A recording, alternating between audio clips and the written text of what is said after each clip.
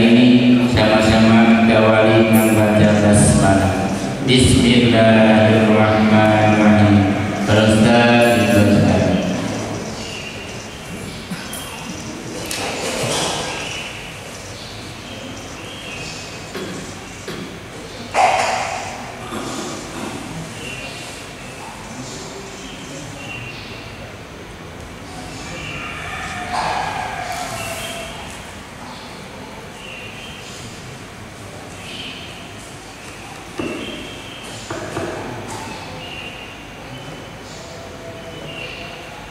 Bismillahirrahmanirrahim. Assalamualaikum warahmatullahi ta'ala wabarakatuh.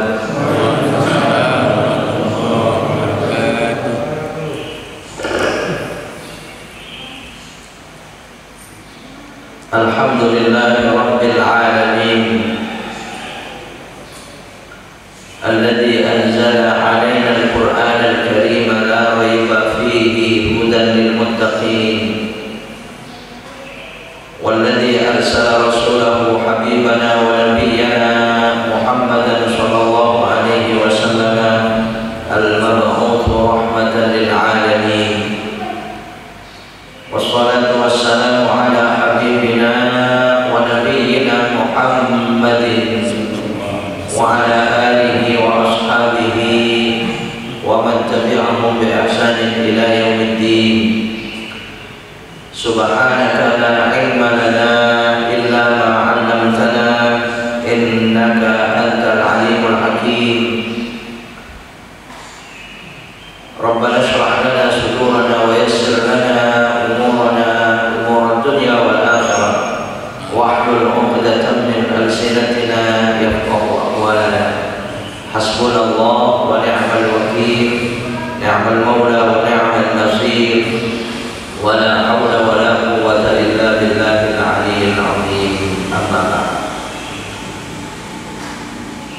Hadirin hadirat, bapak-bapak, ibu-ibu, saudara-saudara sekalian, para jamaah salatus subhi wa ta'lim Masjid Al-Istiqamah, kaum muslimin dan muslimat yang alhamdulillah seluruhnya yang hadir pagi hari ini di tempat yang mulia ini dengan segala kebaikan, kesalehan, taatan dan ibadah kita. Insyaallah kita senantiasa menjadi hamba-hamba mulia yang dimuliakan oleh Allah Subhanahu wa taala. Amin. Allahumma. Sekali lagi kita bersyukur kepada Allah atas rahmat, nikmat-Nya, hidayah-Nya. Pagi hari ini insyaallah yang hadir senantiasa dalam sehat afiat. Semoga Allah Subhanahu wa taala terus anugerahkan kita kesehatan lahir dan batin, sehat jasmani dan rohani, sehingga di hari-hari yang datang kita semakin bisa meningkatkan ketaatan, pengabdian dan ibadah kita kepada Allah. Bagi kita yang insyaallah hamba-hamba yang banyak mengabdikan diri kita kepada Allah, beribadah kepadanya, insyaallah hari-hari mendatang semakin sempurna karena didukung oleh sehat kita lahir dan batin. Amin. Allahumma. Hadirin hadirat, bapak-bapak, ibu-ibu, saudara-saudara sekalian rahimakumullah. Pagi hari ini sebagaimana biasa mari kita mengkaji sebagian ayat-ayat Allah maupun hadis-hadis Nabi sallallahu alaihi wasallam, di mana banyak mengingatkan kita saudara atas dasar rahman dan rahimnya Allah Subhanahu wa taala kepada kita, atas dasar rauf dan rahimnya baginda Rasul Nabi kita Muhammad sallallahu alaihi wasallam yang banyak bercerita tentang supaya kita agar menjadi orang-orang yang selamat, supaya kita menjadi hamba yang selamat. Karena saudara sekalian rahimakumullah, permintaan apapun, usaha apapun yang kita lakukan akan kembali seluruhnya kepada selamat ini. Ya, apalah arti semua dikasih tapi tidak selamat? Kan pastinya begitu ya.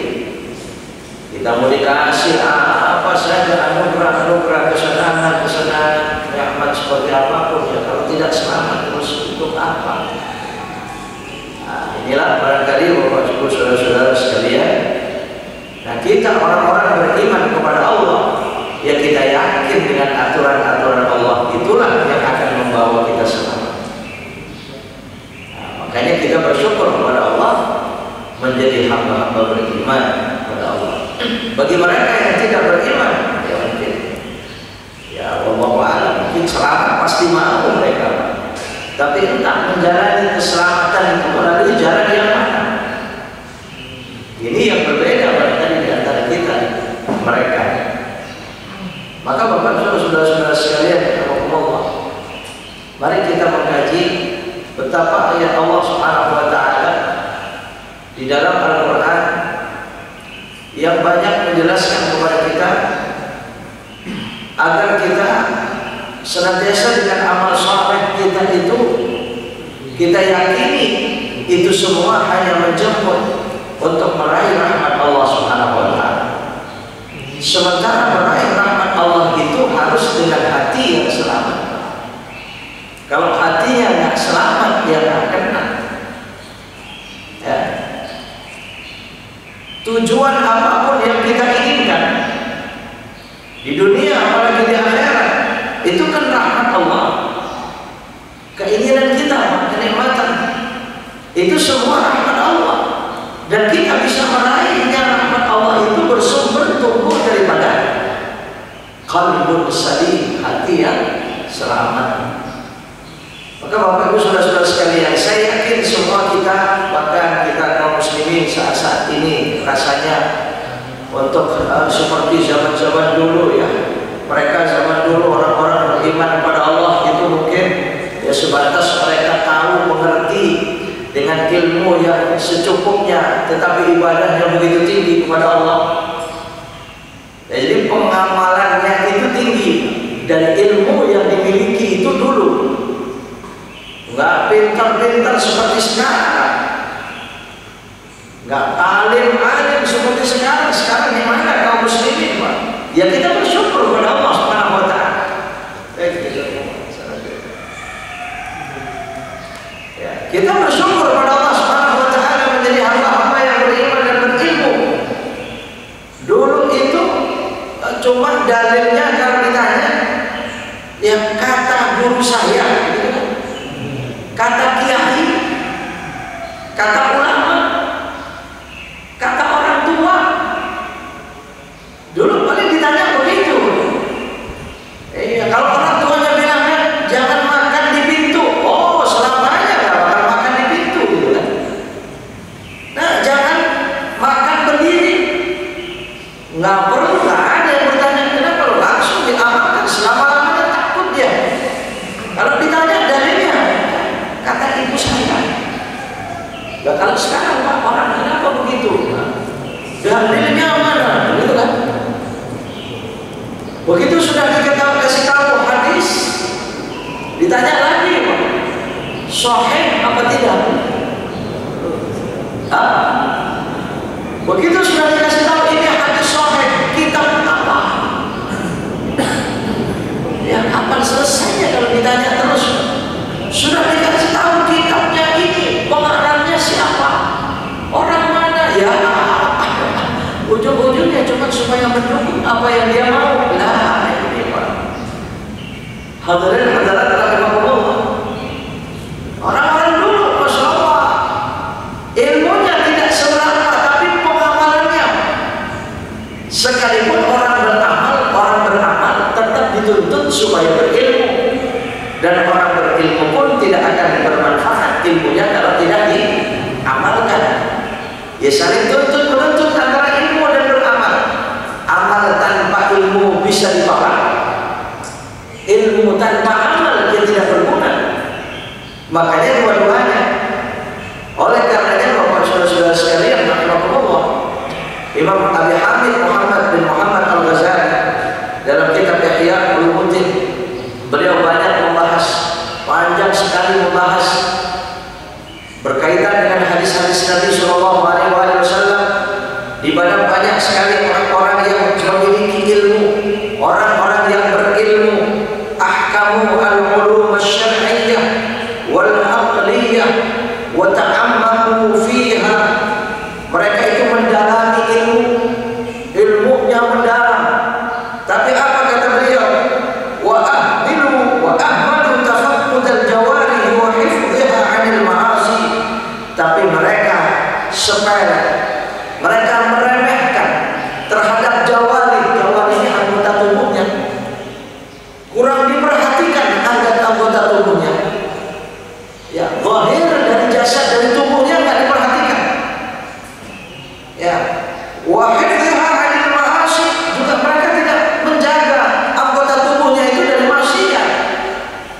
padahal berilmu, tapi maksiat terus. Nah ini barangkali yang disebut oleh kadang-kadang saya suka mendengar orang menyebut ini STMJ katanya. Apa STMJ itu? Sholat terus, maksiat jalan.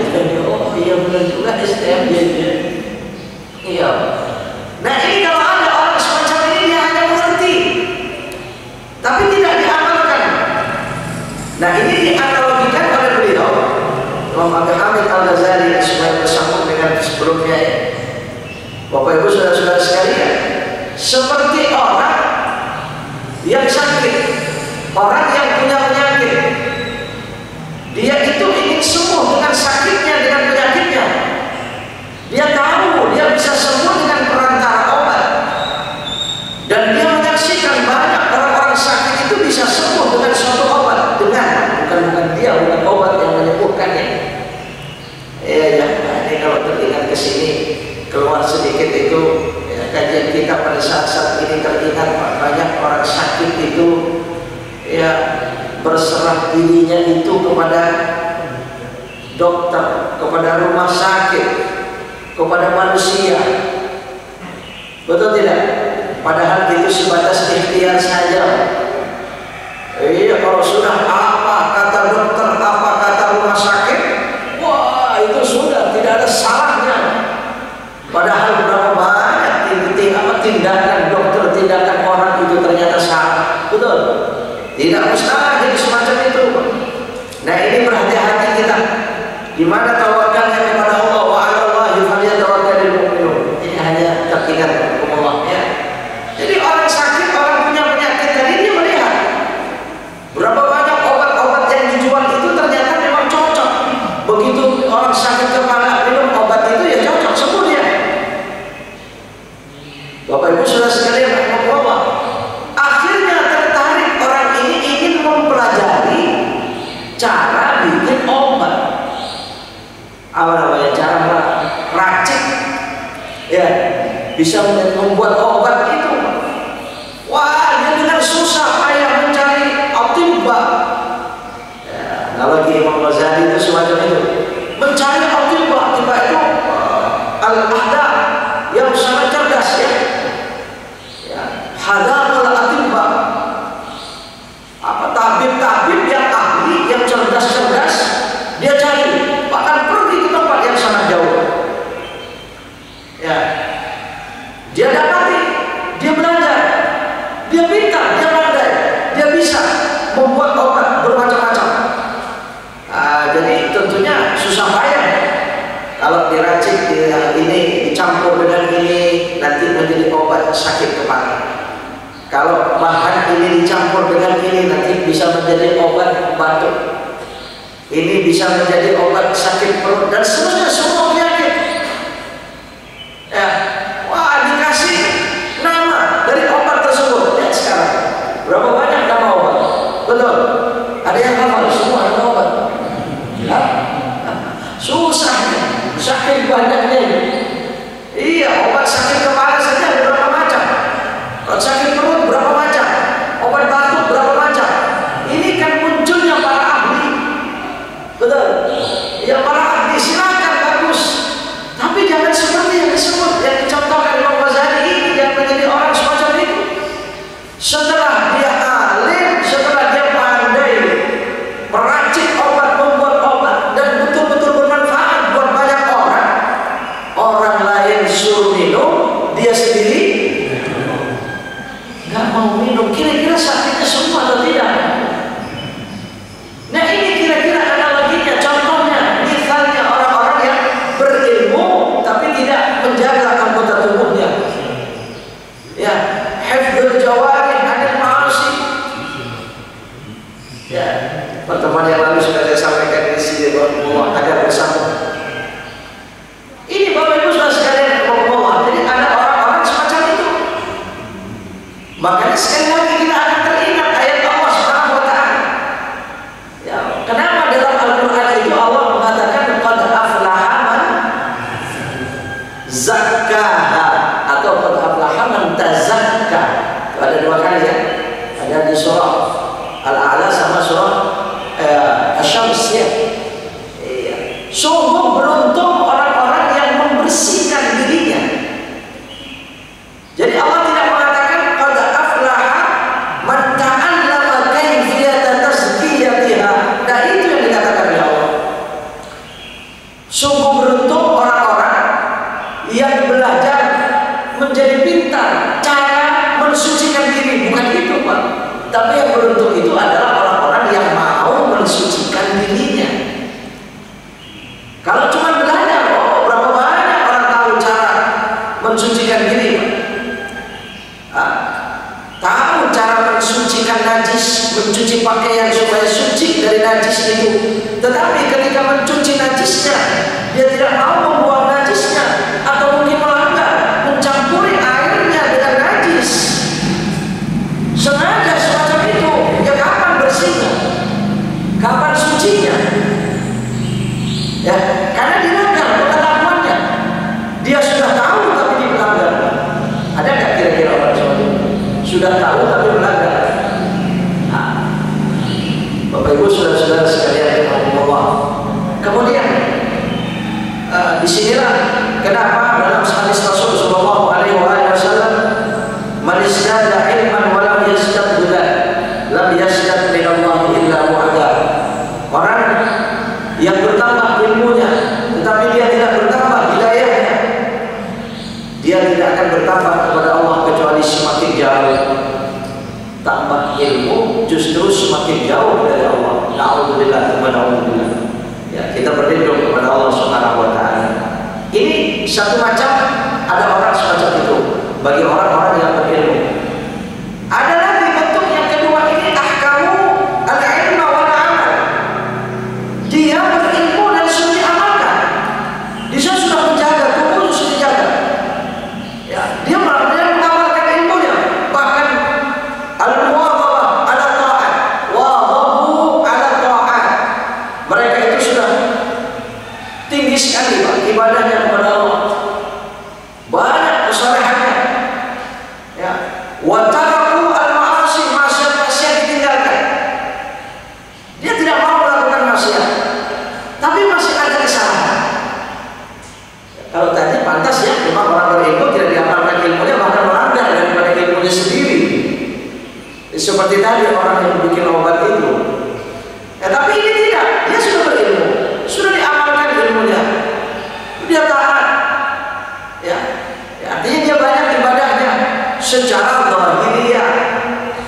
Orang banyak orang banyak kan dia itu ahli ibadah, pakaiannya pakaian orang-orang ibadah, perbuatannya soleh, akhlaknya bagus, tapi itu zahiriyah. Nah, kalau ada yang semacam ini, Pak, ini masih disarankan. Kenapa? Lam yatafaqqadu qulubahum, ya, liyamhau anha an-sifatil madhmumah inda Allah. Karena orang tersebut tidak memperhatikan hatinya.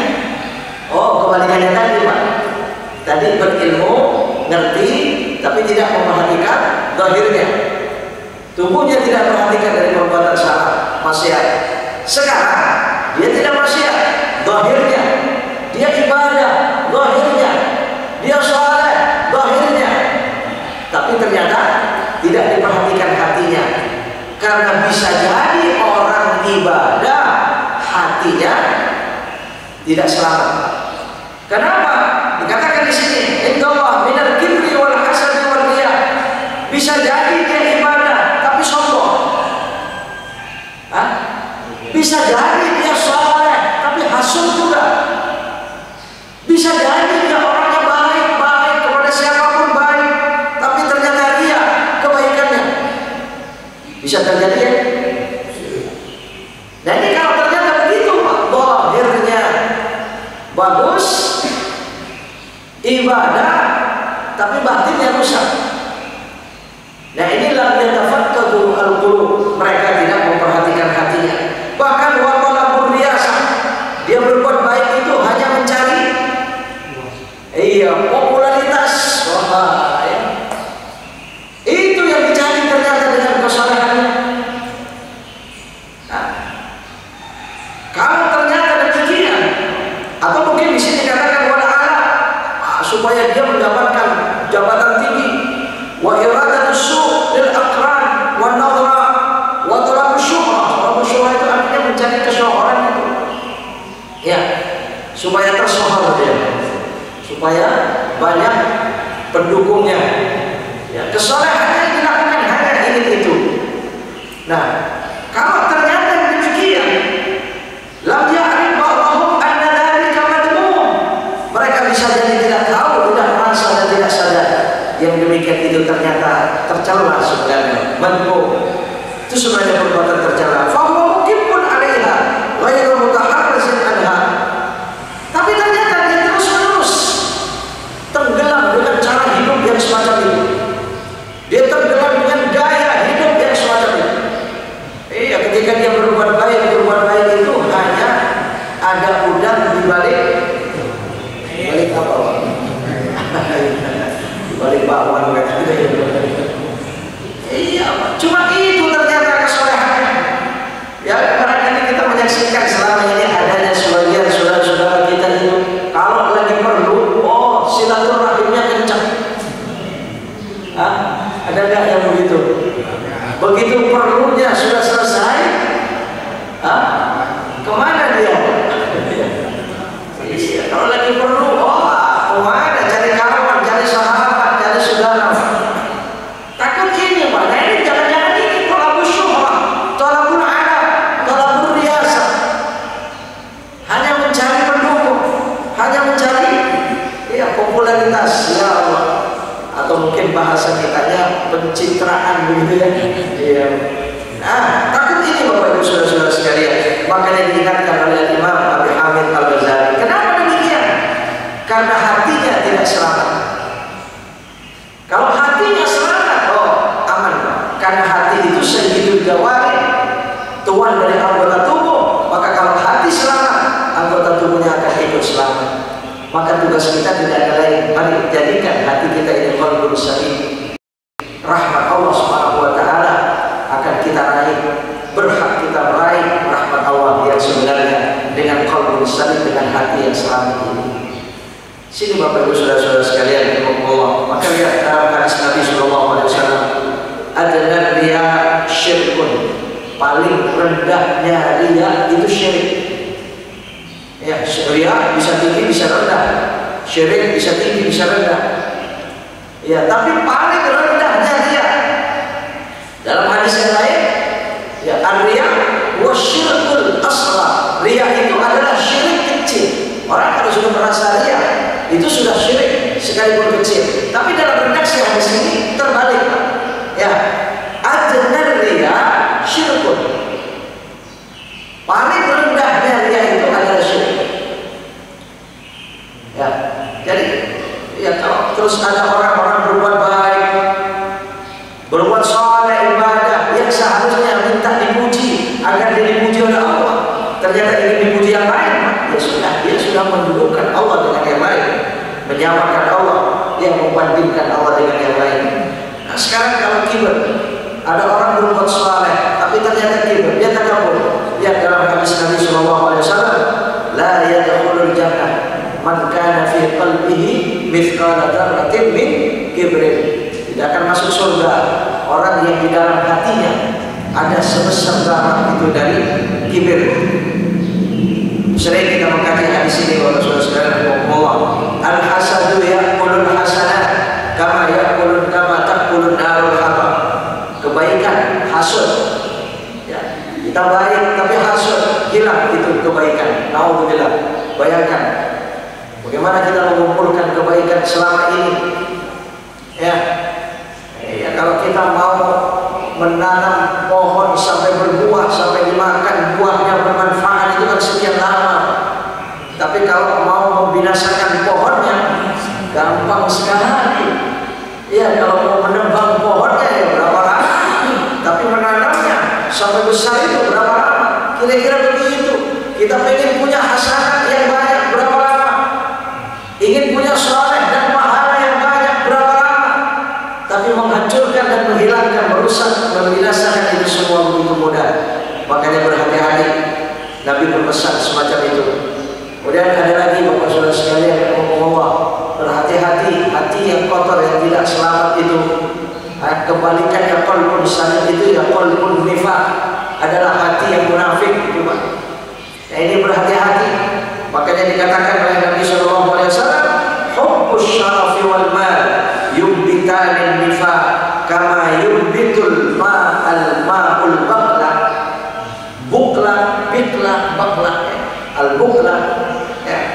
Dikatakan orang yang cinta syaraf, cinta tersohor, cinta jabatan, cinta kedudukan, ya, hubbus syaraf wa hubbul mal, orang yang cinta harta itu yumbitanin nifaq. Kedua-duanya ini akan menumbuh kembangkan kemunafikan dalam hati manusia. Kama yumbitul ma'ul bukla, sebagaimana air bisa menumbuhkan sayur mayur. Ya, sayur mayur itu ketika berada di tanah yang subur, wah, dengan air dia akan subur. Bapak Ibu saudara sekalian, nah ini berhati-hati di pesan Nabi Sallallahu Alaihi Wasallam. Ini yang sangat subur itu kalau orang itu suka dengan kesohoran itu. Kalau sudah ingin tersohor itu biasanya nggak segan-segan dia melakukan sesuatu dengan kemunafikan itu. Na'udzubillah tsumma na'udzubillah. Di sini Bapak Ibu saudara sekalian membawa kenapa? Karena hati yang tidak aman, yang tidak selamat. Padahal pada Allah Subhanahu wa taala yang dipandang itu hatinya, bukan bentuknya. Ya, bahkan ya bukan amalnya terlebih dahulu. Sekalipun Allah Subhanahu wa taala akan memandang amal itu, tapi disebut oleh Nabi hatinya. Innallaha la yanzuru ila suwarikum wala ila amwalikum. Allah tidak memandang bentuk kita seperti apa, dan Allah tidak memandang harta, apalagi jabatan, hanya kedudukan saja yang hanya sementara itu, yang hanya sangat sebentar itu, tidak itu yang dipandang oleh Allah, tetapi hati dan amalnya. Hati dan amalnya, bukan amal dan hatinya. Ya, hatinya dulu, makanya beramal dasarnya hati yang selamat. Ya, orang-orang yang baik, orang yang soleh, kita ahli ibadah, dasarnya hati yang selamat itu baru akan meraih rahmat Allah Subhanahu wa taala, dan kita bisa menjemput rahmat Allah. Makanya kadang-kadang Pak, ya alhamdulillah ada orang ahli ibadah tapi akhlaknya buruk. Ini pesan oleh Nabi Sallallahu Alaihi Wasallam. Inna ma'atakhawwafu alaikum, sesungguhnya yang paling aku takuti terjadi kepada kalian adalah ubadun juhal, orang-orang ahli ibadah tapi mereka bodoh, akhlaknya rusak. Ya, terlihat rajin ke masjid, tapi ketika akhlak kepada sama, kenapa akhlaknya rusak? Padahal dia ahli ibadah, qalbun salimnya, hatinya kurang selamat. Ya, tidak muncul dari hati yang bersih yang selamat itu. Ibu saudara-saudara sekalian, makanya menjadi doanya Nabi Allah Ibrahim alaihissalam. Coba bayangkan Nabi Allah Ibrahim itu yang berdoa semacam itu. Mari dalam kesempatan ini kita mengkaji tentang doa-doa Nabi Allah Ibrahim alaihissalam dalam Al-Quran di surah Asy-Syu'ara, ya. Di surah Asy-Syu'ara ketika Nabi Sallallahu Alaihi Wasallam bersabda, ketika Allah Subhanahu wa taala bercerita, surah yang ke-26, mungkin kita mengkajinya dari ayat 69. Allah Subhanahu wa taala berfirman, "Watlu 'alaihim naba'a Ibrahim." Bacakanlah Muhammad tentang cerita Nabi Ibrahim. Ya, itu ayat yang ke-69. Saya ceritakan agak di awal, nanti akan sampai kepada doa Nabi Ibrahim memohon hati yang selamat. Idza qala li abihi wa qaumihi madza, idza qala li abihi wa qaumihi ma ta'budun, qalu na'budu asnaman fanadhallu laha 'akifin, qala hal yasma'unakum id tad'un aw yanfa'unakum aw yadurrun. Ini Allah masih menceritakan pernah terjadi kepada Nabi Ibrahim alaihissalam ketika Nabi Ibrahim berkata kepada ayahnya, idza qala li abihi wa qaumihi ma ta'budun. Wahai ayah, tapi ayah ini kalau Nabi Ibrahim bukan ayah kandungnya, ya. Ya, ayah yang katanya kafir, tidak beriman kepada Allah, itu bukan ayahnya. Karena banyak diceritakan bahwasanya ayah Nabi itu tidak mungkin orang yang tidak beriman. Jadi benih-benih kenabian, apalagi benih Nabi kita Muhammad SAW yang pasti lewat di Nabi Ibrahim, begitu kan? Ya, benih Nabi SAW, Nabi Muhammad SAW itu lewat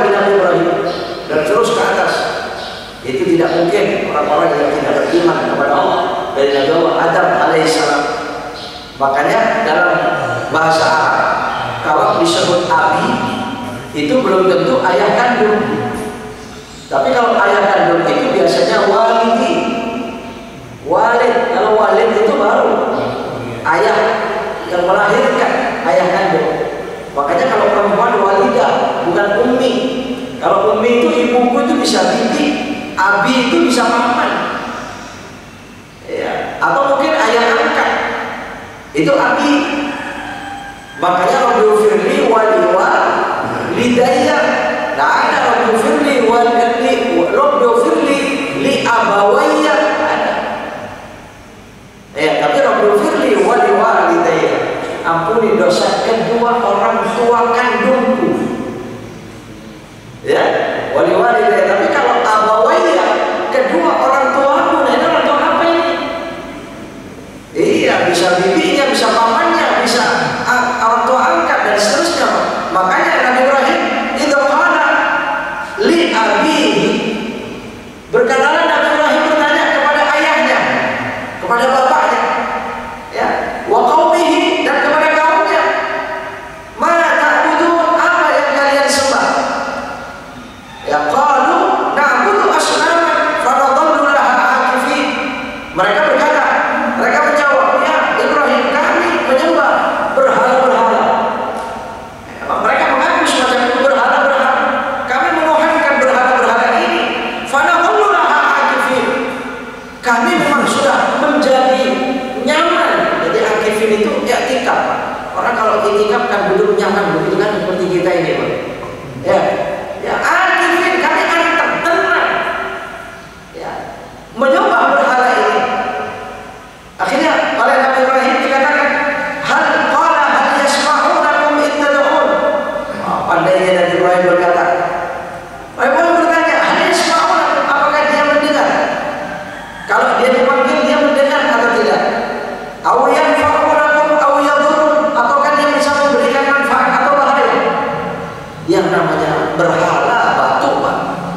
Ditanya semacam itu, apalagi jawabannya masa dia dibilang mendengar dia. Ya, mereka tidak punya jawaban, tapi jawaban mereka tidak ada lain. Qalu bal wajadna aba'ana kadzalika yaf'alun. Mereka berkata, memang begitu kami dapati cara nenek moyang kami. Ya, kadzalika yaf'alun, begitu mereka lakukan. Nah, makanya sekali lagi, Pak, Ibu saudara-saudara sekalian, kadzalika aba'ana, ini kan menyebut aba ini. Tapi suka tidak cocoknya itu nenek moyang ini, ya. Saya tidak habis pikir ini di sini ayat ini, Pak. Kalau sampai ke sini, kenapa kok? Ya mungkin bahasa kita ini sudah Indonesia saja barangkali, ya. Saya kurang tahu kalau yang lain. Kenapa orang-orang tua sampai ke sana ke atas itu kok disebutnya nenek moyang? Kok bukan kakek moyang? Iya, malah perempuan betul ya Bu ya ini. Iya, ini hebatnya perempuan ya. Nenek moyang, padahal kalau dilihat dari bahasa Arabnya, bahasa Quran, ya kenapa tidak jaddatina begitu, atau ummahatina, enggak? Wal wajadna alaihi aba'ana, dan kadang-kadang abun itu apa? Ya coba, kakek kan mestinya kan, tapi ternyata nenek moyang. Maka saya ketika mengartikan bal wajadna aba'ana kadzalika yaf'alun, kayak mengartikan nenek moyang itu kayak kurang pas gitu. Ya tapi memang bahasanya semacam itu nggak bisa dirubah lagi. Ya kita sudah paham. Jadi mereka kaum Nabi Ibrahim mengatakan, memang begitu Ibrahim, kami melihat nenek moyang kami sudah semacam itu. Ya, turun-temurun dari zaman dahulu sudah semacam itu Ibrahim. Akhirnya dijawab oleh Nabi Ibrahim, afara'aitum ma kuntum ta'budun. Qala afara'aitum ma kuntum ta'budun. Nah, cobalah perhatikan apa sebenarnya yang kalian sembah itu, ma kuntum ta'budun. Antum wa aba'ukumul aqdamu, baik yang disembah kalian dan disembah nenek moyang kalian sejak dahulu itu. Fa innahum aduwwun li illa rabbal alamin. Itu sebenarnya musuh-musuhku. kecuali Tuhan Allah pemilik alam semesta. Itu jawaban dari Allah Ibrahim alaihissalam. Nah, Bapak Ibu sekalian, cerita ini sudah sering kita yang membacanya, kita mengkajinya. Allah, ini saya hanya menceritakan dari awal. Nah, yang berbeda dengan yang ketika ada doa Nabi Ibrahim terhadap ayahnya itu ingin minta ampun, itu berbeda kayaknya dengan kajiannya dan berbeda ayatnya. Maka ketika Nabi Ibrahim menjawab, mereka semua berhala itu musuhku, sesembahan semuanya semacam itu musuhku, kecuali Allah Tuhan pemilik alam semesta. Lalu Nabi Ibrahim bercerita tentang siapa Allah kepada kaumnya. Mari kita lihat Bapak Ibu Saudara sekalian, betapa akhlak Nabi Ibrahim luar biasa ketika menceritakan tentang Allah. Alladzi khalaqani fa huwa yahdi. Dia yang menciptakan aku dan dia yang pula yang memberikan petunjuk kepadaku. Nah, memberikan petunjuk kepadaku. Kemudian kita lanjutkan dulu ayatnya. Yang yahdi ini yahdi, kalau dalam susunan kalimatnya sebenarnya itu ada iya yang dibuang. Yahdi itu tadinya yahdi ini begitu. Yahdi ini seperti khalaqani fa huwa yahdini, begitu tadinya.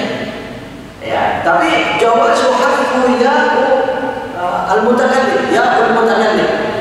Dibolehkan membuang ya mutakallimnya. Jadi semua akhir-akhir ayatnya itu semacam itu. Beberapa ayat yang berikutnya, ya. Jadi akhirnya dibacanya yahdin, padahal tadinya yahdini, yang memberikan petunjuk kepadaku. Kalau tidak ada iyahnya, ya sukunnya itu tidak menunjukkan arti kepadaku. Begitu makanya, tapi ini jawaz. Ini jawaz al-harfu ya al-mutakallim. Dibolehkan membuang iyahnya ini. Wa walladzi yut'imuni wa yasqin. Nah ini wa yasqin ini tadinya wa yasqini. Tapi dibuang ya sukunnya. Ya jadi takut ada orang membaca misalnya madhab mana, ya jadi imam kita makmum di mana misalnya Pak di dunia ini, kemudian ada yang banyak semacam itu, jangan disalahkan. Alladzi khalaqani fa huwa yahdini walladzi huwa yut'imuni wa yasqini wa idza maridtu fa huwa yashfini. Misalnya itu kembali kepada asal. Ya cuma seharusnya penulisan Al-Quran dalam kaidahnya semacam ini ya sudah, nggak usah pakai dirubah-rubah. Ya cuma takut ada orang dengan ilmunya mau ini semacam ini ya, tanggung dia ya silakan saja Pak. Kita jangan menyalahkan semacam itu ya.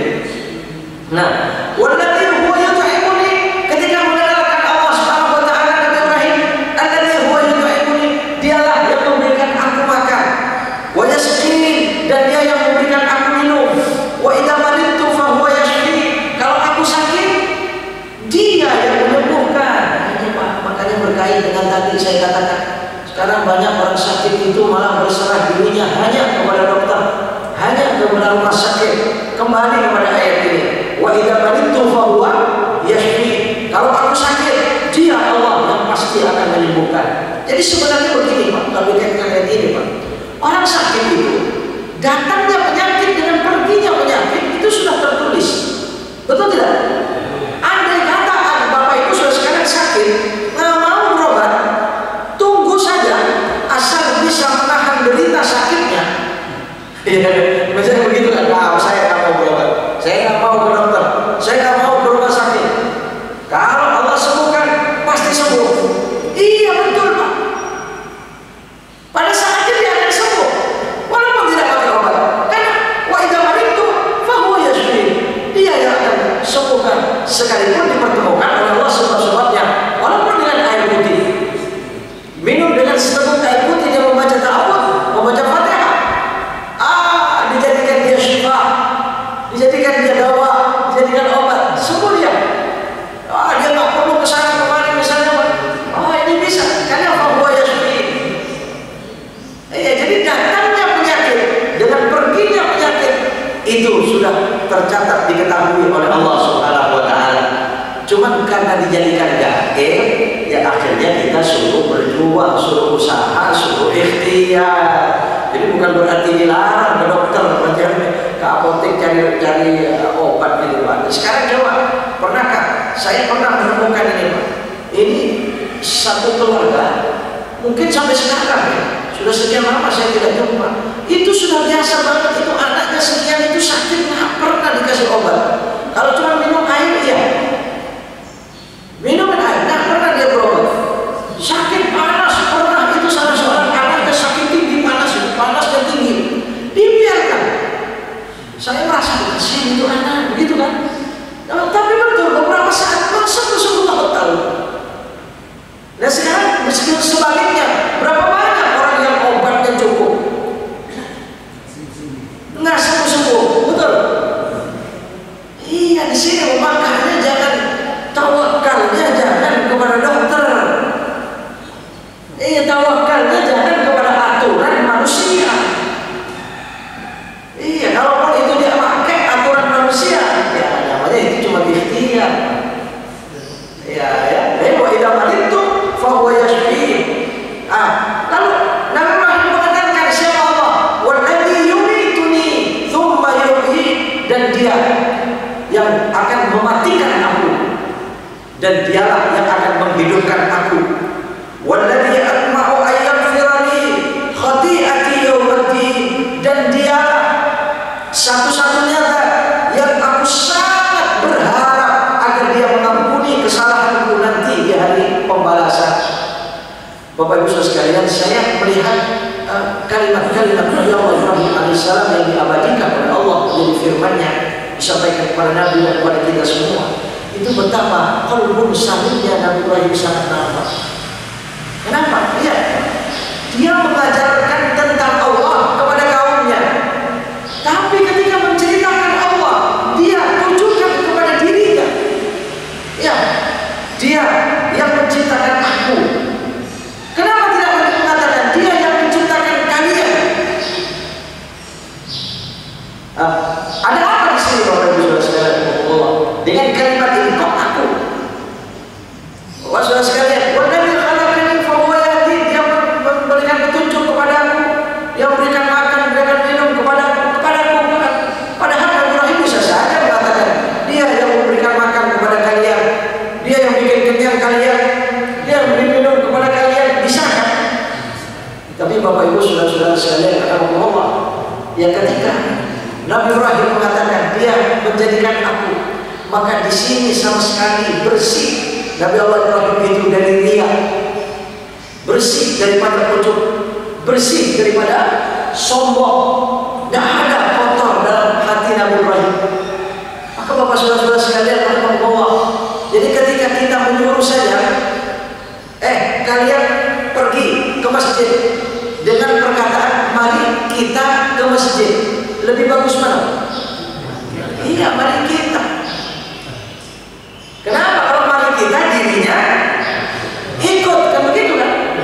Tapi kalau nyuruh, belum tentu dirinya ikut. Ente ke masjid berapa banyak orang itu bapaknya nyuruh anaknya ke masjid, bapaknya? Iya. Ya Bapak Saudara sekalian Allah di sini, makanya nyuruh ya Pak, belum tentu bagus Pak. Ya sekalipun silakan, bisa bagus, amal ma'ruf ya. Itu silakan. Tapi ini Nabi Allah Ibrahim, betapa akhlaknya Nabi Ibrahim mencerminkan hatinya yang selamat. Dia yang menciptakan aku, yang memberikan hidayah kepadaku. Akhirnya orang yang mendengar itu, kalau dikatakan semacam itu, pasti dia mendengar dengan penuh kelembutan. Ya, dia mengangguk. Coba kalau Nabi Ibrahim, apa kalian tidak tahu? Dia satu-satunya yang menciptakan kalian. Dia yang bikin kalian kenyang. Dia yang memberikan petunjuk kepada kalian. Kalian, kamu. Ini kan, ya. Kadang-kadang kita berkata-kata itu, masya Allah. Ya, ada terlihat indah dengan perkataannya itu. Ada kadang-kadang kurang indah kita mendengarkan. Nah ini semua ini bercermin daripada qalbun salim. Kemudian Nabi Ibrahim, Rabbi habli, beliau meminta kepada Allah, mohon kepada Allah, Rabbi habli hukman wa alhiqni bis salihin. Ya Allah, berikan kepadaku kepahaman yang tinggi. Hukman itu hikmah. Ya, seperti doa imam kita tadi Ustaz itu berdoa kepada Allah, masyaallah. Saya dengar doanya dari Allah Ta'ala, alaina hikmatan wa ansyur alaina rahmatan min khazaini rahmatik, insyaallah. Ya Allah, berikan kepada kami hikmah. Hikmah itu artinya ilmu yang membawa manfaat kepada kita. Ilmu yang tinggi membawa manfaat, itu hikmah. Makanya di mana adanya hikmah? Khazaini rahmatik, beradanya di dalam gudang rahmat Allah Subhanahu wa taala. Adanya di sana hikmah itu. Ini yang diminta oleh Nabi Ibrahim. Jadi orang kalau minta hikmah, wah, itu ilmu diberikan oleh Allah, yang manfaat diberikan oleh Allah. Rabbi habli hukman wa alhiqni bis salihin, itu doa Nabi Ibrahim. Ya Allah, berikan kami hikmah, ilmu kepahaman yang tinggi, wa alhiqni bis salihin, dan pertemukan aku ya Allah dengan hamba-hamba yang saleh. Waj'alni lisana sidqin fil akhirin. Nabi Ibrahim masih mohon kepada Allah, ya Allah, jadikan aku lisan yang benar. Lisan, jadikan aku ini adalah berada pada lisan-lisan orang-orang yang benar. Ya, nanti fil akhirin, orang-orang sesudah aku nanti. Artinya apa? Rabbi ja'alni waj'alni lisana sidqin. Ini kita mohon kepada Allah supaya kita nanti setelah kita tiada, orang menceritakan kebaikan kita. Ini namanya lisana sidqin fil akhirin. Karena ketika orang itu tidak ada, dia meninggal, kadang-kadang ceritanya macam-macam. Betul? Ada yang menceritakan kebaikannya sambil cerita, orang sambil nangis. Padahal sudah sekian lama dia meninggal, masih juga ditangisi banyak orang dengan jasanya, dengan kebaikannya. Ini namanya lisan sidqin fil akhirin. Coba seperti Nabi Ibrahim alaihissalam diberikan oleh Allah Subhanahu wa taala.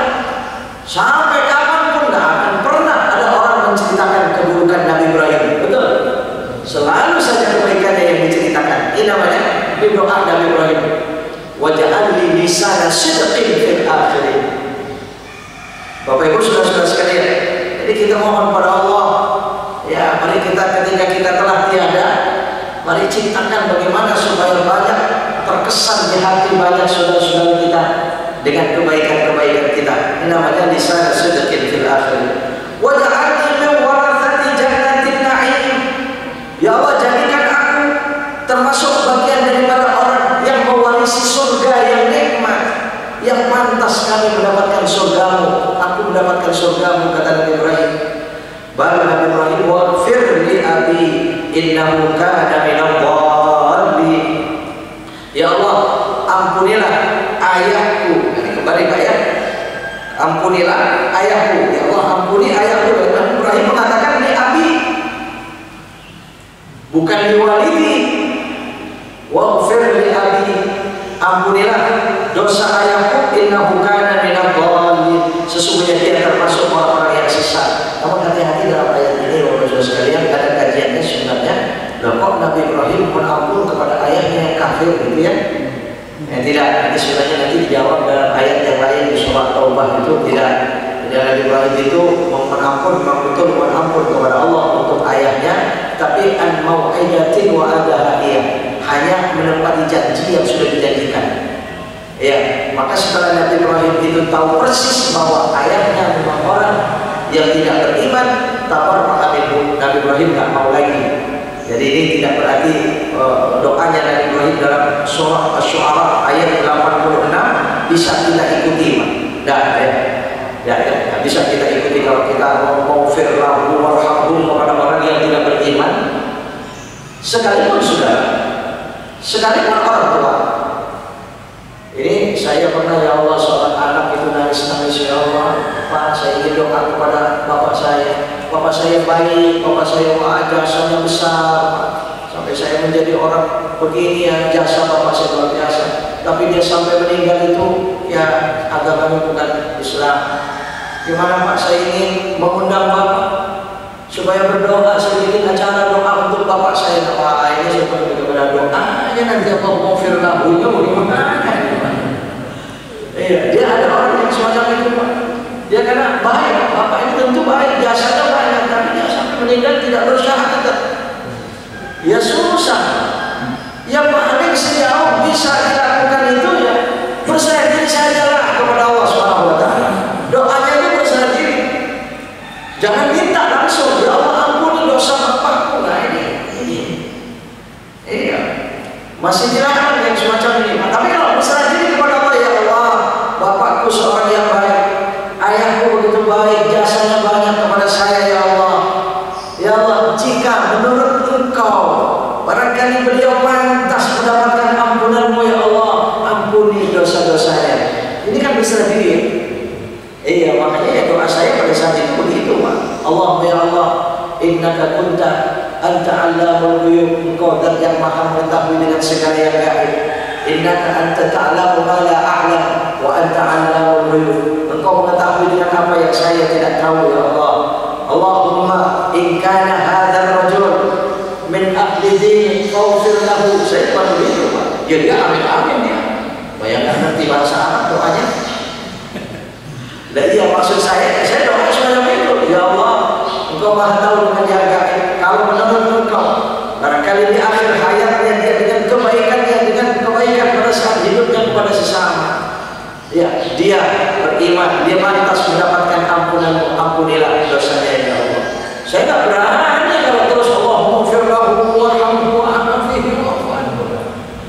Ini bukan, ini berdasar kepada hadis Nabi juga dulu.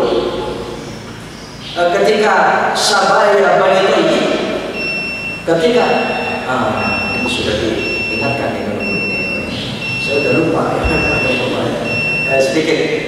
Ketika Sabaya Bani Tayyib, ada kawanan Bani Tayyib ini, seorang yang baik dia, ada Sayyidul Qaum, dia pimpinan dari kaum itu di Bani Tayyib itu, kemudian menjadi tawanan.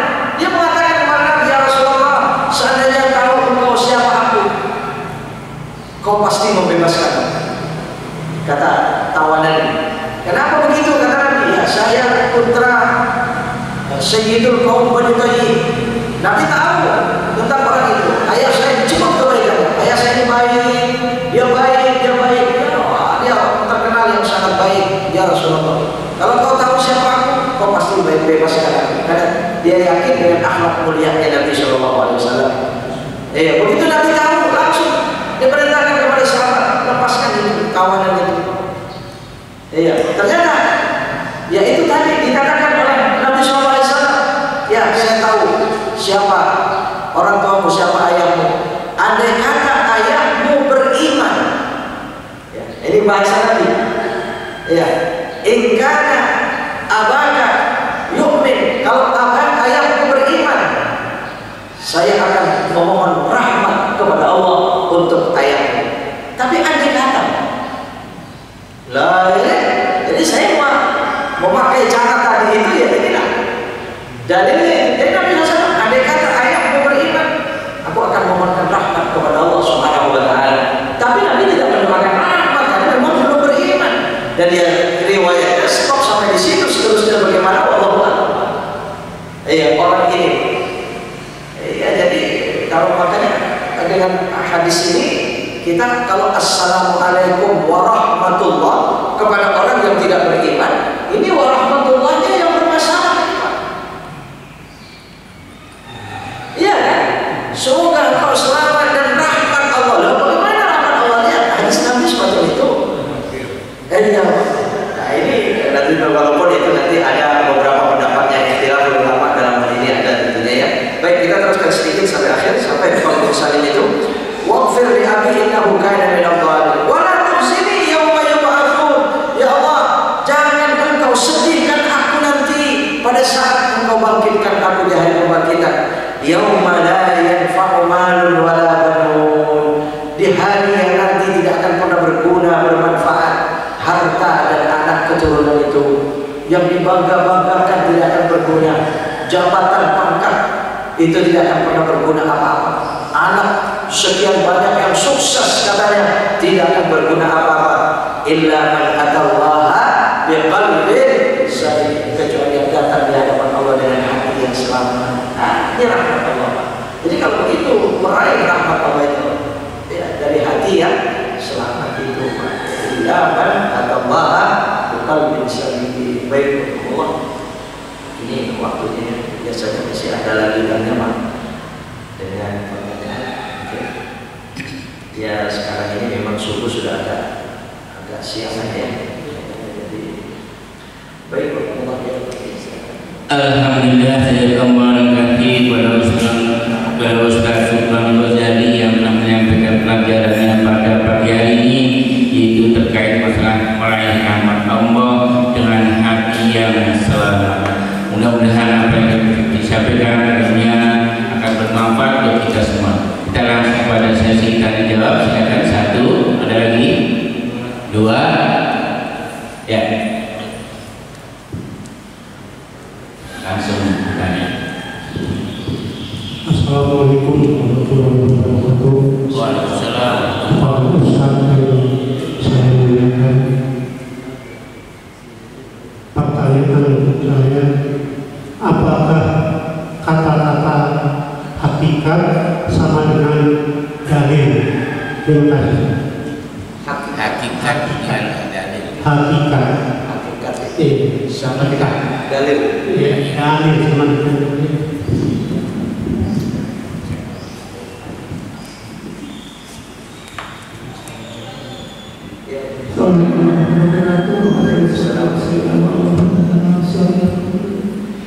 Ustaz, saya mau menanyakan Pak Ustaz mengenai penyakit dan pengobatan Pak Ustaz. Mungkin kita sudah berikhtiar dengan segala macam Ustaz, tapi ada satu penyakit yang agak sulit kita menghindari Pak Ustaz, yaitu penyakit ain. Gimana penyakit ain? Dimana sekarang dengan medsos dan televisi segala macam yang menampilkan membuat kita jadi isu atau jadi hasil atau jadi apa gitu. Terus bagaimana kalau misalnya pengobatan itu menurut kita mujarabah, apakah memang ada gitu atau kita percaya dengan mujarabah itu Pak Ustaz? Itu saja. Assalamualaikum warahmatullahi wabarakatuh. Waalaikumsalam warahmatullahi wabarakatuh. Ada lagi? Cukup? Ya, Ya baik, bismillahirrahmanirrahim. Ya, pertama tadi dikatakan ditanya hakikat dan dalil. Dalil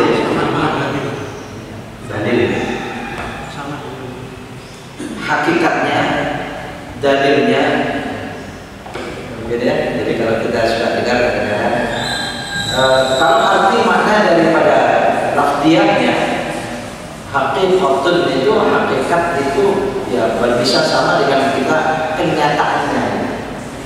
Iya.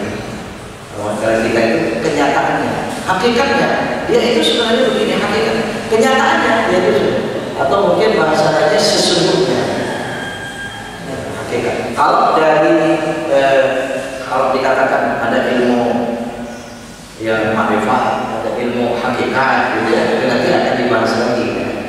Jadi kalau ada tarekat, ada makrifat, ada hakikat. Jadi hakikat itu tujuan akhir.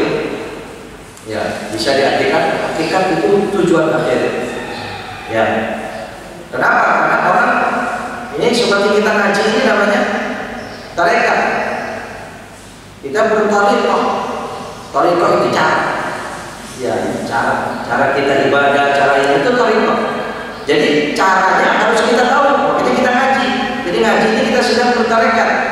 Kemudian sholat, apa dan sebagainya, ya kita mengamalkan, itu masih tarekat. Kalau sudah marifat itu sudah mengetahui betul.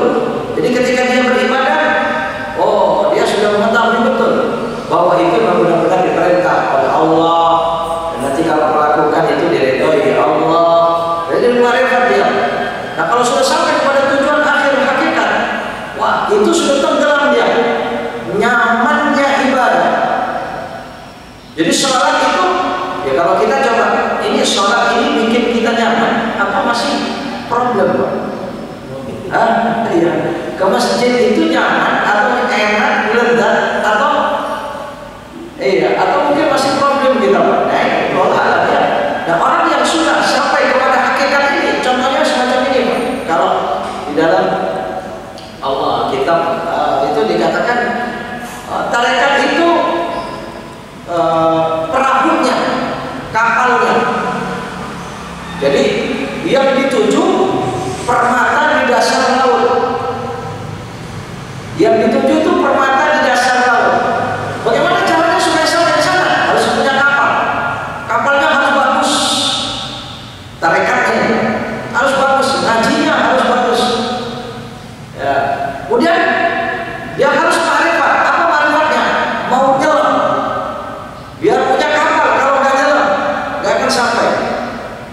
Gitu.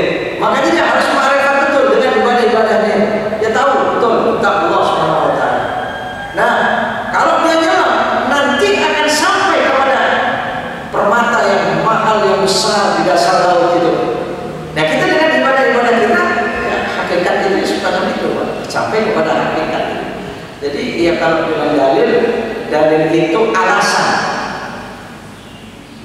Ya, Anda begini dalilnya apa?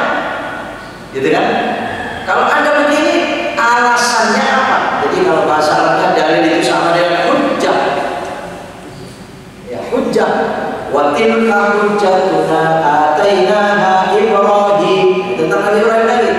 Allah memberikan hujjah kepada Nabi Ibrahim. Allah memberikan dalil, kecerdasan berdalil itu Nabi Ibrahim. Jadi dalil itu yang saya pahami itu alasan. Dasar. Dalilnya, dasarnya itu bisa dasar yang menjadi alasan. Mana dalilnya? Al-Quran. Dasarnya Al-Quran, gitu kan? Ya kenapa? Ya Al-Quran menjadi alasan. Saya begini karena alasannya memang ada Al-Quran, ada dalilnya Al-Quran, ada dasarnya Al-Quran, betul. Itu ya, yang saya pahami semacam itu. Allah mungkin banyak ya. Orang-orang ahli bahasa itu akan banyak mengungkap ini. Ya, kalau dikaji di ahli bahasa, kamus-kamus bahasa itu akan banyak mengungkapnya itu Pak. Oke itu ya. Baik, kalau tadi penyakit ain. Iya, memang ada sebutan penyakit itu penyakit ain. Penyakit ain ini termasuk penyakit dalam pikiran sebenarnya itu Pak. Yang saya paham itu sebenarnya orang yang gampangan cemburu itu bagian dari penyakit ain. Ada yang cemburu kan itu susah Pak. Ya cemburu kan itu. Saya pernah melihat itu Pak langsung Pak, ya Allah itu istrinya dia naik bus bersama istri. Ya, mau naik ke bus itu oleh kondektur istrinya ini ditarik. Nah, karena busnya sambil jalan ya, sambil naik berdua itu Pak. Ya, wah itu ditampar itu kondektur itu. Dipukul itu karena dia naikin istrinya itu sambil dipegang dinaikin gitu. Namanya takut dibantu, takut jatuh. Saya pikir ya kondektur itu polos-polos aja, nggak mungkin ada rasa-rasa apa ya kan? Wah ditabokin gitu. Ini mereka nih, ya rasa cemburu yang tinggi itu Pak. Pokoknya kalau udah pergi sini cemburu tinggi ini salah satu penyakit ain. Bagian dari penyakit ain itu. Ada lagi penyakit ain itu begini, gampang. Hati-hati gampang memuji, gampang minta dipuji tadi, itu penyakit ain di situ ya. Kalau kita hati-hati, kita punya anaknya berhasil, jangan terlalu banyak diceritakan kepada orang lain. Kalau diceritakan seperlunya silakan saja. Misalnya bersyukur, acara tasyakuran, ya tentu disebutkan dalam rangka bersyukur niatnya sudah beda. Tapi setiap ketemu kawan cerita anaknya yang berhasil. Setiap ketemu sahabat ada tamu cerita anaknya yang berhasil. Dia mempunyai keberhasilan apa? Ini dia anak saya. Ini hasil anak saya. Ini anak saya. Ini hati-hati di penyakit lain. Betul? Ini jangan-jangan kalau kata orang dulu itu bisa kemana? Ini semacam ini Pak dengan penyakit airnya itu anaknya. Jangan-jangan nanti malah berbahaya. Macam-macam. Jadi penyakit air itu pikiran. Ya. Jadi itu pikirannya memang ditanya tadi ini sulit ini bagaimana caranya? Kalau soal pikiran enggak semacam itu Pak. Mungkin kajian, ngaji, diungkap, ya ditanya semacam ini bahaya yang semacam itu. Karena penyakit namanya penyakit. Semuanya bagaimana? Ya dikaji bahwa itu membahayakan. Itu bagian daripada dia itu penyakit ain nanti kan ujung itu penyakit ain sombong dan akhirnya jadi kesana. Ya coba kalau menceritakan keberhasilan anaknya kan bagian dari kesombongan itu nanti. Iya, jadi ke situ Pak. Cemburu dan sebagainya. Apalagi cemburu buta. Ya begitu kan. Ya, kalau ada fakta misalnya begitu kan, ini orang yang sombong macam-macam. Kalau sekarang itu suka disebut barangkali bagian dari penyakit ain wallahu alam. Baper. Nah, ya orang baperan katanya. Apa itu bagian dari penyakit ain? Mungkin ya. Wallahu alam. Baper itu apa? bawa perasaan katanya. Dikit-dikit tersinggung, yang berlebihan gitu kan. Ya gampang tersinggung. Nah ini penyakit memang ini. Ya orang semacam itu saya banyak berdoa kepada Allah, ya sholawat, dan banyak doa kepada Allah yang selamatkan dari penyakit itu. Ya kita kaji demikian. Insya Allah kita selamat kita. Kenapa? Mungkin nanti kalau seperti tadi kecemburuan atau mungkin baper itu kepada suudzon. Iya, suudzon bahaya. Dilarang oleh Allah Subhanahu wa taala. Ya, mungkin di situ dan panjang kalau berikan ini Pak untuk mengobatinya yang saya pahami itu ya. Apa yang lain atau cukup? Baik, alhamdulillah. Terima kasih kepada seluruhnya. Assalamualaikum warahmatullahi wabarakatuh. Waalaikumsalam warahmatullahi wabarakatuh. Saya ingin bertanya tentang Ustaz. Yang pertama adalah kitab suci ini adalah petunjuk bagi kita semua. Juga itu dia ada petunjuk tentang pengobatan dan sebagainya. Yang saya ingin tanyakan Pak Ustaz, apakah pengaruh tilawah terhadap kesehatan kita? Katanya saya dengar kalau kita membaca Al-Quran dalam frekuensi tertentu itu bisa membunuh sel-sel di dalam tubuh kita. Apakah itu benar? Tilawatul Quran ya tilawah, pengaruh tilawatul Quran ini penting kita kaji suatu saat barangkali. Ada bab khusus itu panjang ya, tentang pengaruh tilawatul Quran itu bagus banget ya. Tapi sedikit sekilas barangkali tentang dengan waktunya. Iya betul. Jadi jelas ya tilawatul Quran apalagi itu perintah Allah Subhanahu wa taala itu sudah jelas mendatangkan manfaat dunia dan akhirat. Jadi dunianya dia banyak sekali mempengaruhi bacaan bahkan ketika bersuara. Jadi tilawatul Quran itu bersuara. Dan bersuaranya itu ya memang disunahkan berirama. Ya, berirama itu akan ada pengaruh. Makanya kita ya selama ini sudah beberapa kali diteliti bahwa bayi dalam perut dibacakan ayat Al-Quran, iya bisa mempengaruhi juga. Padahal masih dalam perut. Istri baca Al-Quran di perut ibunya itu, ya sama kalau istri dangdutan terus.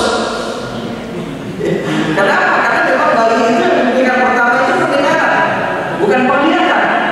Bayi sebelum lahir memang tidak mungkin bisa melihat, tapi pendengaran jangan-jangan di dalam perut sudah dikasih oleh Allah. Karena memang ayatnya semacam itu, as-sam'a wal absar, pendengaran terlebih itu ada pengaruh. Jadi membaca tilawah Al-Quran yang baik itu bersuara, tapi hati-hati bersuara ini. Kalau di masjid Jumatan bersuara kencang atau di tempat ramai itu dilarang. Kalau bukan karena ingin minta diteliti, itu ya kecuali memang sengaja memang ingin diperdengarkan dan orang yang memang merasa bacaannya bagus. Tapi kalau tahap belajar dibaca kencang itu hati-hati Pak.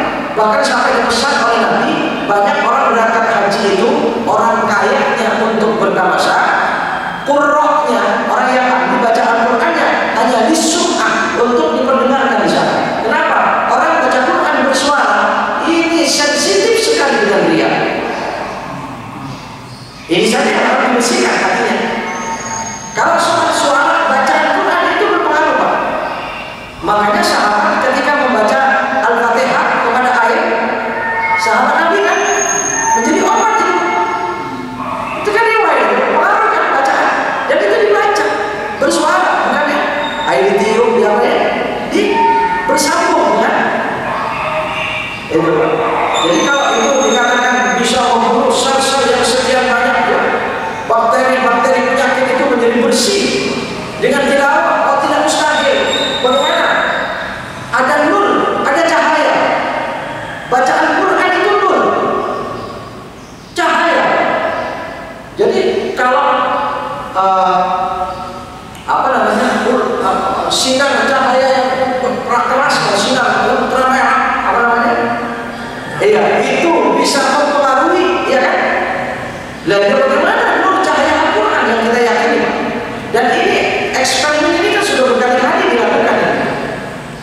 katanya Al-Quran ayat yang satu ini dibacain doa-doa ayat Quran, sholawat, yang satu ini dimaki-maki, katanya begitu. Ternyata begitu dicek berbeda. Secara medis itu sudah berbeda. Oh, itu mungkin betul. Ini masya Allah tilawatil Quran itu banyak sekali hadis-hadis Nabi Sallallahu Alaihi Wasallam. Coba bayangkan, nawwiru buyutakum bis-shalati alayya wa qira'atil Quran atau bis-shalati wa qira'atil Quran. Cahayailah rumahmu dengan salat dan membaca Al-Quran. Berarti rumah yang dibaca Al-Quran kan bercahaya. Ya jelas ada pengaruh. Wah, yakin kita memakai Al-Quran baca. Cuman saya pernah mendengar orang semacam itu, Pak. Saya kurang tahu itu penyakit. Ada orang itu penyakit dia ada awal-awal gejala stres atau apa ya. Katanya dia kalau baca Quran makin nambah sakitnya gitu. Nah, ini saya kurang tahu.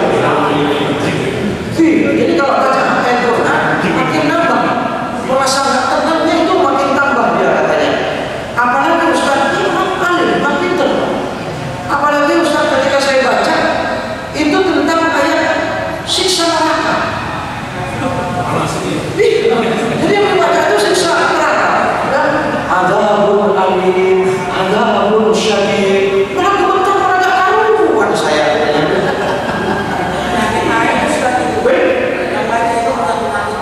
Oh ya mungkin orang pada penyakit air mungkin dia mungkin ya. Iya itu kan ada penyakit airnya itu ya. Makanya sembuhkan dengan nur cahaya Al-Quran, terusin bacaan setiap begitu itu kan jangan berhenti. Yakini mungkin ya Pak ya. Insyaallah dalam kesempatan saya barangkali bisa mengkajinya lebih ya. Ini tentang tadarus Al-Quran itu juga Al-Quran itu banyak sekali Pak. Ya namun ya banyak pesan-pesan Nabi Sallallahu Alaihi Wasallam ya. Kita ahli baca Quran jangan sampai dilaknat oleh Al-Quran, itu catatannya. Kita sebagai ahli membaca Al-Quran jangan sampai dilaknat oleh Al-Quran. Artinya ya kebaikan kita, akhlak kita. Baik, mungkin dulu sekian. Baik, alhamdulillah. Sekali lagi kita ucapkan terima kasih kepada kita. Semoga Allah menambah kebaikan untuk beliau dan untuk kita semua. Dan untuk besok pagi, insyaallah para ustaz Amal Hasan, mudah-mudahan kita semua diberikan kesehatan dan kesempatan untuk dapat mengikuti kali besok pagi. Dan pada kali kita pada pagi ini saya tutup dengan hamdan dan doa kepada Allah. Alhamdulillahirabbil alamin. Subhanakallahumma wa bihamdika asyhadu an la ilaha illa anta astaghfiruka wa atubu ilaik. Wabillahi taufiq wal hidayah. Assalamualaikum warahmatullahi wabarakatuh.